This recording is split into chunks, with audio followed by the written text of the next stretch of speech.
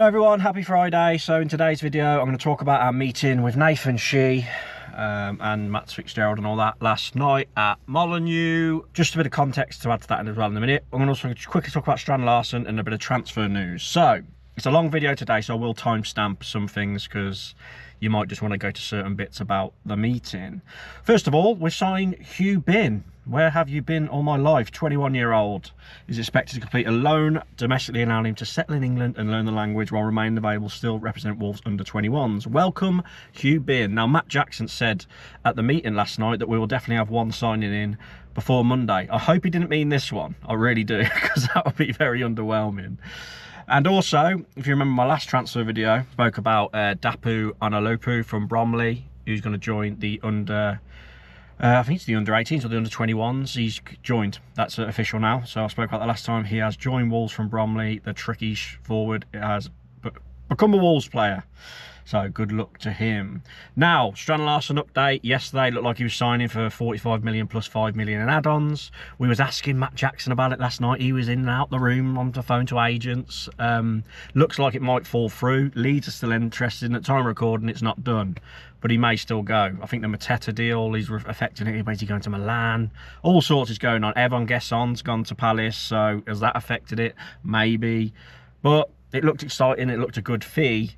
But yeah, at the moment, he's not going, and it could be off. And Wolves are currently adamant that if no club reaches their 45 million valuation of Larsen, he will stay as it stands. They have no plans to accept a lower fee, which I like to hear. That's according to Tom Colomossi. So, by the way, if we do sell Larsen, we're linked with Che Adams, according to Alex Crook from Torino. We're linked with Che Adams every window. I've seen some people turn their nose up at this, but that's the sort of sign we're going to expect next season in the Championship. Now, let's get into it, the meeting. I'm going to go through it, all my notes as you're about to see, and I'll meet you back after. I filmed this yesterday about an hour after the meeting, and I'll go through all my notes and give my experience of the meeting at Molineux yesterday. So I'll catch you after this clip. Not long got in. The meeting started at 6:30 with Nathan Shi and Max Fitzgerald, Matt Jackson, Matt Wild. It lasted nearly 3 hours, the meeting, and I couldn't believe when I come out and it had been 3 hours, but by now you would have seen the joint statement we put out, so you'll know how we felt collectively as a group. But this video, I'm going to give you my feelings on the meeting and talk about my experience and my feeling I got from everyone there, and if I'm genuinely happy with Fosun and the club are in good hands going forward. It's what I will say first of all, before I get onto the notes I've made about what was asked and answered. I'll be completely honest going into it. I've only seen one little interview with Nathan Shi, which well, not interview, the video he put out addressing the fans. I've said on here, I actually think he's come across quite likeable in his early stages. Max Fitzgerald, I'd heard his name, I didn't know. Fine on the day, absolutely fine in there. Matt Wild, didn't know anything about, fine. Matt Jackson, he probably won't watch this video, but going into it, I'll be honest, all I'd seen of him was he's interviewed on the Wolves YouTube channel and he's part in the BBC WM interview. So I'll be completely honest with you. I didn't have a very good opinion of Matt Jackson going into it, but coming out of the meeting with Matt Jackson, in person, in a relaxed environment, where obviously there's no cameras on him or he's not doing like a formal interview, he was actually quite likeable and very open and honest, because obviously he's about recruitment and things like that. So yeah, it's much different to judge someone, isn't it, face to face, than the perception you have of them just from the outside looking in. So I think that's just a good example I want to give of, I'll be honest, I went in, I wouldn't say I didn't like him, but the way he come across, I was a bit like, oh God, I don't know, should we trust this bloke? But you had to step out every now and then to speak to agents, because obviously we're in the bloody transfer window. But let's get on to the notes. So he was at Molineux, we went up to the bloody boardroom, a room I've never seen before. But first of all, Nathan Shi, obviously, we all introduced ourselves, as you can imagine, the lads who were there. Nathan Shi, he is a football fan. So he says, obviously, I actually wanted to know what his experience of football is. He's a football fan, he watches the Premier League, and because he's has quite a close relationship with the main guy, Zhu Jiang, I don't want to butcher his name, you know what I mean, the main Fosun bloke. He was aware, obviously very aware of Wolves and what it meant to him before coming into the role. He's been at Fosun 10 years. I think he's about my age, Nathan Shi. He's around 30 odd. I could be wrong on that, but I believe that's right. And yeah, he come across well, likeable. His English is brilliant, very good English. And I've, he's only been in the role 7 weeks, hasn't he? So it's a bit of a tough position for him to be in. But yeah, but he understands as well that he's not got experience or expertise in running a Premier League club. He completely admitted that. But what he is doing, which I love to hear, is leaning on the professionals around him. My criticism of Jeff on this channel a lot was he felt like he was taking a lot of decisions and things into his own hands a lot the last few years, which was a big problem. Whereas Nathan was like, no, I lean on everyone around me. The question was asked to him as well, would he want to bring someone else in, like another football expert in? That was quite funny because at that point Matt Jackson was like, hello, bit of a joke. But he said, look, he's always looking to add people to the team to improve it. But to have like a main right-hand man at the moment, no. He's quite happy with the team he's got, but they will look to add personnel to improve, football operations. The Jeff Shi thing, look, we had a bit of an advantage because the trust notes come out, and the big thing to come out of the Wolves trust notes was that they clarified that Jeff Shi's no longer involved. We got an update on that. He said Jeff Shi is not involved in Wolves football matters at all. And not only that, like Wolves eSports is completely separate to Wolves now, because there was a time where Jeff said eSports would help make money for Wolves and it would help Wolves. But Nathan Shi actually said he has no interest in Wolves eSports in his personal life, and he's not someone who plays games and things like that. So he's completely different to Jeff Shi, whereas Jeff Shi loved that stuff, didn't he? So that's probably why we kept bloody hearing about it and the fear nothing stuff and things like that. So he doesn't report to Jeff Shi at all. Nothing at all. Gone completely. Jeff Shi has no decisions at all with Wolves Football Club anymore, which is good to hear, isn't it? Because a lot of people thought he still reported to Jeff. And he said that was the first thing he asked his boss, Joao, over in the HQ. He said, have I still got to report to Jeff? Like, he thought he might have to do that, Nathan. And he was like, nope, you report to me and me only. He only reports to Zhao Zhujiang over in China. Interim. Now, this was a big question as well. Is he interim? Like, is he here for a short time? Is someone going to replace him? I suppose he is. I suppose he is interim to get his visa and all that. But he said literally he's fighting for his job. He knows if he don't perform, he will lose his job and potentially lose his job within Fosun, he was saying.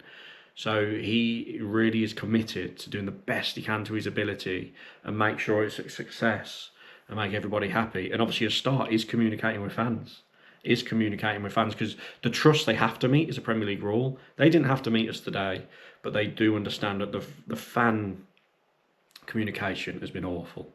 So they understand that, and they commit to meeting us. They give us 3 hours of their time as well, to be fair. And he said as well, like, obviously Jeff was brought up a lot, as you'd expect. He said he's completely different to Jeff Shi. His style is completely different. Nathan feels he is more hands-on, like he's more. For example, there was a story of he goes around all the sectors now and meets people, and some sectors, like hospitality, for example, hadn't seen Jeff Shi for years, or at all, some people, whereas Nathan goes around, meets everyone, listens to them.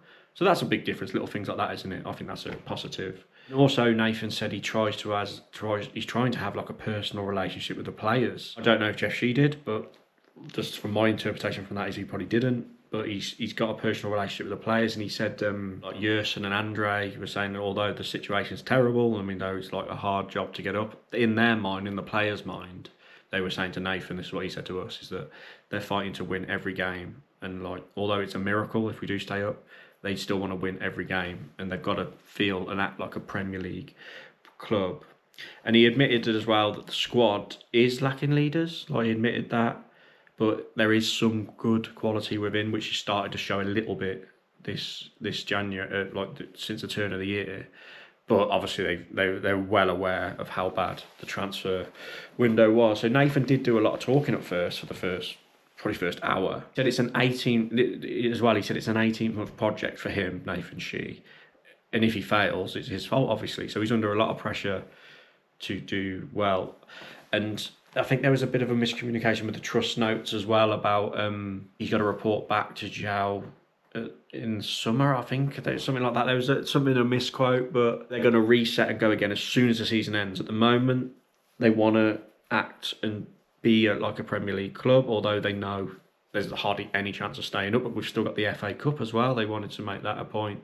Matt Wild actually jumped in and said that. So look, we've still got the FA Cup, and But all there is strategic planning, like 1 to 3 to 10 years. There is for all situations. Matt Jackson went on about that a lot. I hope Sutty don't mind me saying this. I'll try not to mention what other lads asked us because they're going to do things on their own channel. But Sutty did a really good, nearly 10-minute monologue of his feeling of Wolves and his time following Wolves and what he thinks wrongs and right. And he was on about the planning and. That's why the 1 to 3 to 10 year plan, Nathan said off the back of that. Also, the famous quote from Jeff Shi came up about if you want trophies of success, maybe Wolves are not the club for you.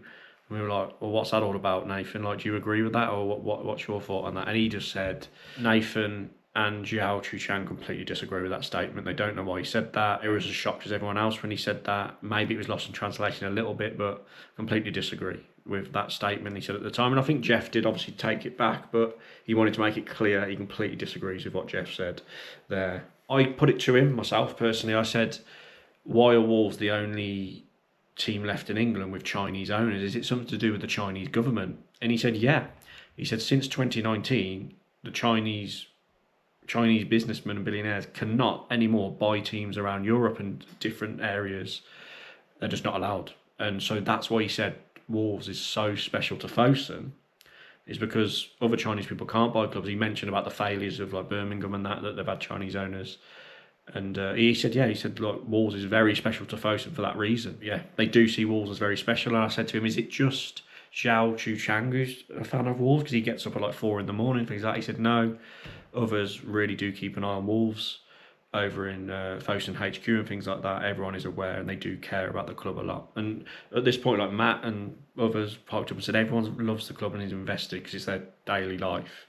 Although people might not believe that, but that's what they said. He also mentioned, I alluded to a minute ago, but Jeff Shi coming up with the fear nothing thing that used to be in the Twitter bio, and it was to do with the eSports. They said that fear nothing created division, and Jeff Shi actually wanted to go away from Out of the Darkness Come a Flight. He wanted to go away from that, which they disagreed with. So hopefully that can come back, the Out of Darkness Come a Flight, because the fear nothing thing was rubbish, wasn't it? So that's gone. I know that's a little thing, but I thought I'd just bring that up as well. The thing as well about ownership and investors, and Fosun are not looking to sell Wolves in any time soon.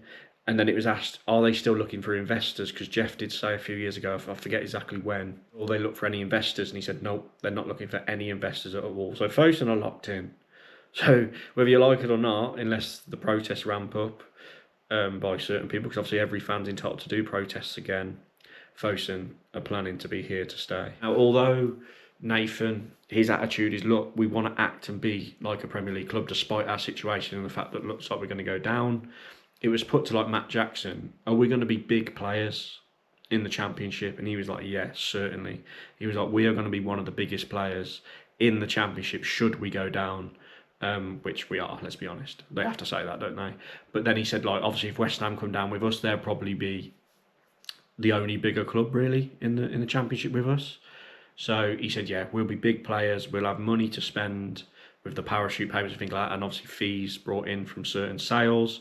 But he said, yeah, and they will use Gestafoot and things like that, the Jorge Mendes thing still. And that's, while I'm on it, I'm probably jumping ahead a bit, but their relationship with Gestafoot and Jorge Mendes, despite reports, has always been brilliant. Because Fosun do own a 15% stake in Gestafoot, Jorge Mendes' agency.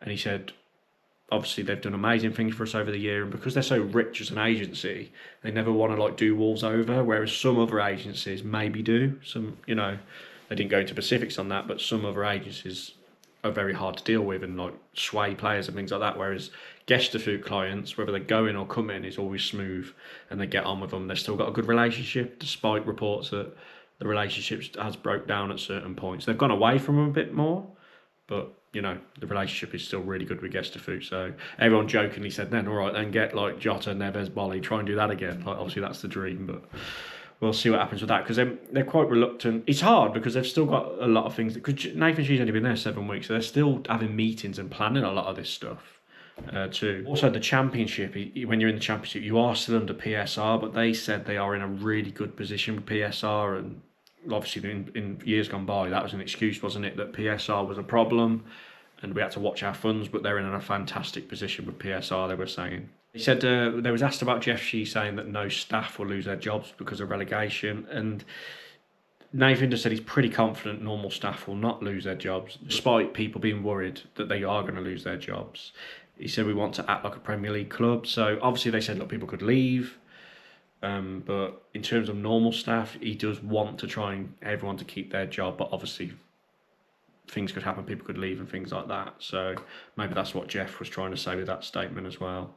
And then it was come up with about Sudu. Obviously Sudu, the makers of the kit now, who they're a completely independent brand. And then obviously it was brought up about Wolves eSports and the Wonderland thing they do, and obviously the failed record label and eSports, things like that. They're all separate entities, and the message is quite clear, is that full focus now is back on Wolves, the football club.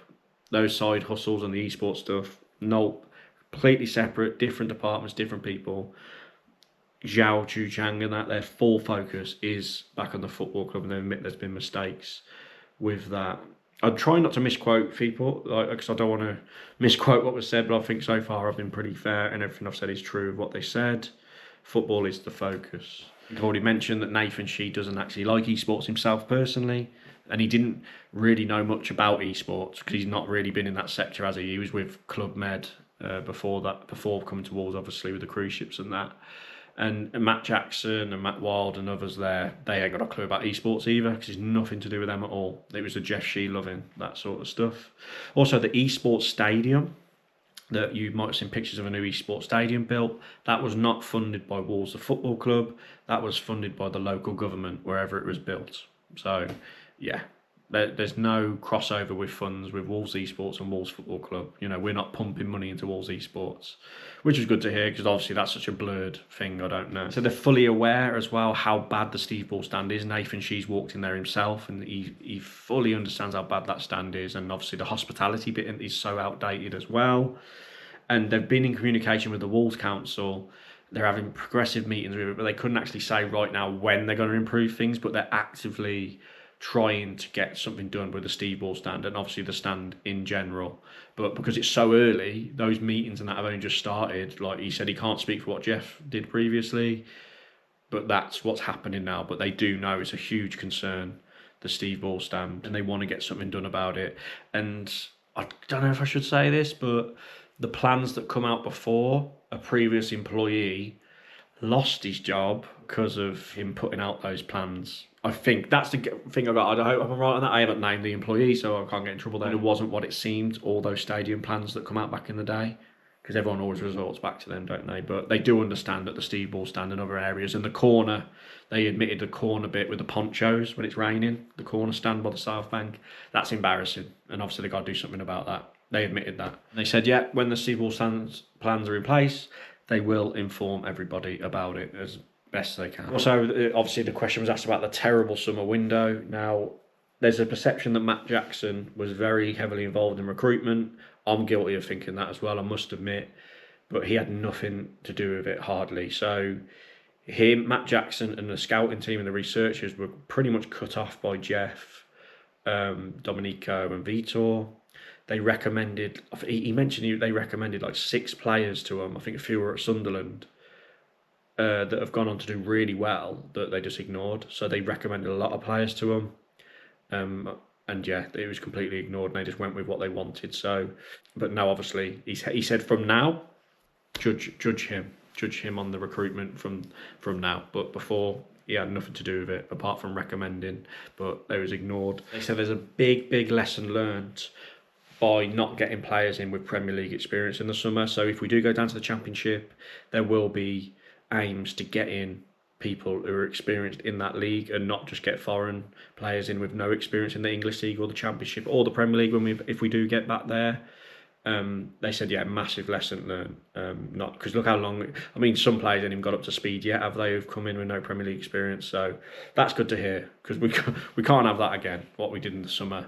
Put to him as well that we've got to try and keep hold of the likes of Matheus Mane, because he's been a breath of fresh air. And Matt Jackson was just like, look, football's not that easy. He said, give us a pitch of what you'd say to Mane, and obviously everyone was like, wow, you'd be the main man in the Championship. you'd be guaranteed first team football. The team would be built around you. If you move, look at the likes of Tyler Diblin, who went to Everton from Southampton. You'd be on the bench. He said that's all well and good, but what if he breaks his leg tomorrow? Like, he's got to think of his career. Players are selfish. He said, but he reiterated, and all of them reiterated, how much of a nice lad Mane is, and he's fully just concentrating on his football. But you can't control agents and that, can you? You can't control what agents do. So obviously they're desperate to keep Mane, but they couldn't commit and say, yeah, we're going to have Mane next season, which ain't rocket science. I think most fans with half a brain cell know that. Look at all the interest already. So look, he was pretty honest with that, you know, pretty honest.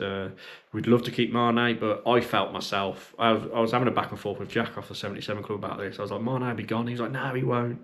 But I think he'll be gone. And the vibe I got is, yeah, obviously going to do everything in their power. And I said, is it true he's got a long contract? Matt was like, yeah, that is true. He has got a long-term deal, so he's very well protected, so we should get good money for him.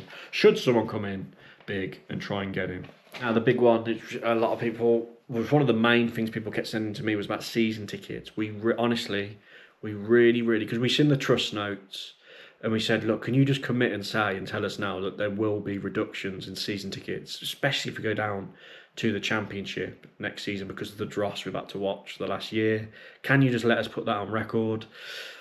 The vibe I got, right, they didn't say yes or no, they can't, but they did say they've had meetings about changing policy, and Nathan seemed like, was kind of like, the vibe I was getting was he was agreeing. He was like, he said he looked back and disagreed with, he didn't name names, but he said he disagrees with the previous decisions of the ticketing benchmarking. They said that they're fully aware of the benchmarking of Championship prices next season. So that's a good sign, because I think the highest season ticket in the Championship is about 600 quid. So if we were benchmarked to the top Championship season tickets next season, the season tickets would go down considerably. But they couldn't commit to it because they've just started having meetings about ticket prices and season tickets and things like that now. So they didn't want to put something out and for then us put it out and then it not be true. And then people go, hold on, you said this. So they're a bit wary of that because they've been stung by that over the years, haven't they? But trust me, we pushed hard for them to say they will reduce season ticket prices. But they couldn't say yes or no. The vibe I got is there will be reductions. That's the vibe I got. The vibe I got is they wanted to say. That's just the vibe I got. But what they did say as well, the message has been heard loud and clear about season ticket prices from all fans and from us in the board meeting, from the trust, so it's all on board. Also, the Liquidator was brought up. Everyone was like, why can't you just put the Liquidator on? That'd be a tap-in. Like, they said they'll put it on the agenda. No, they said that it hasn't ever really been brought up to them, but all fans want the Liquidator back, so I was surprised at that. They must have been aware. But I think the big reason is, some people were saying, it's because of the F off West Brom, the swear words. And I think back in the day the West Midlands police stopped it, but now I don't think that's an issue. But it's on the agenda anyway, so they might decide to bring it back. We literally said it'd be a tap-in. It'd be a great thing to do. You know, you'd actually get praise for that if you did that. I asked Nathan Shi personally, although he really struggled to understand what I was saying. He had to keep asking Max to repeat what I was saying. I don't know if I was mumbling or my accent's terrible. I don't know. But I said to Nathan, people asked me today, would you live stream this? Which they just laughed at, which I get. But then I said, would you do a press conference, Nathan, and sit in front of the media and get people to ask you questions and so all fans can see? And he kind of was like, he said, that's a big risk. And what he means by that is if he does slip up his words and it's on camera, people will keep bringing it back up. So they didn't say no, they didn't really say yes, but they just said it's risky. But I doubt we're going to see that. But one good thing is, there used to be a fan parliament thing, and they said, I think this will be in the statement that we put out together, but they said that they're going to try and bring something back where 200 fans can turn up and ask them all questions. So, because we were pushing, because people were annoyed that we were getting this opportunity. Some people was like, can you do something like that where 200 people turn up, and then if you've been, you can't go to the next one? And then it's recorded and edited and they play it out on like BBC WM, and people ask Nathan questions, Matt Jackson, Matt Wild, Matt Fitzgerald, random fans can ask. And they said, yeah, we like the sound of that. So that's a good positive thing, isn't it? Because that hadn't happened for bloody years. So that was a good thing to come out of it, communication improving. Also at the end, the meeting was going to end, and then to be fair to Matt Fitzgerald, he said, no, grill Matt Jackson a bit more on transfers. And I just said, look, are we going to sign like a few more players before Monday? And he did say, look, I can tell you a word sign that there will be at least one incoming before Monday. That was Matt Jackson. So expect a signing, at least one coming in before Monday. I asked him, has Strand Larsen gone to Palace? Well, a few of us did. And he said, I can't say he has because that would be a lie. That's all he said about that. So at time of recording on Thursday at about 9:30, Strand Larsen hadn't gone to Palace at that point. But he said as well, like, obviously, ideally, he wanted to do business early this January. But he said if teams come in for a bid for certain players, he used Strand Larsen as the example, if they offer 40 million, they're not just going to accept 40 million straight away. They've got a bargain. So that's why a lot of business is done right at the end of January. So a lot of dominoes are going to fall over these next few days before the window closes. But he was very honest about recruitment, Matt Jackson, and it's a horrible window, January, isn't it? But yeah. Also a new strategy as well, just off the back of that, is holding player value is a new thing they wanted to do, because of course they've been criticised a lot of selling people too cheaply. 8-0 is the one I always bring up from last summer.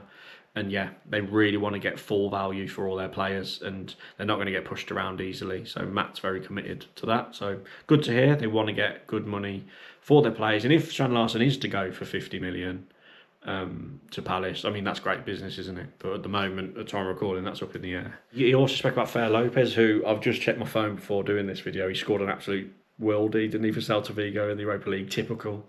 Goes there, scores on his bloody first game back.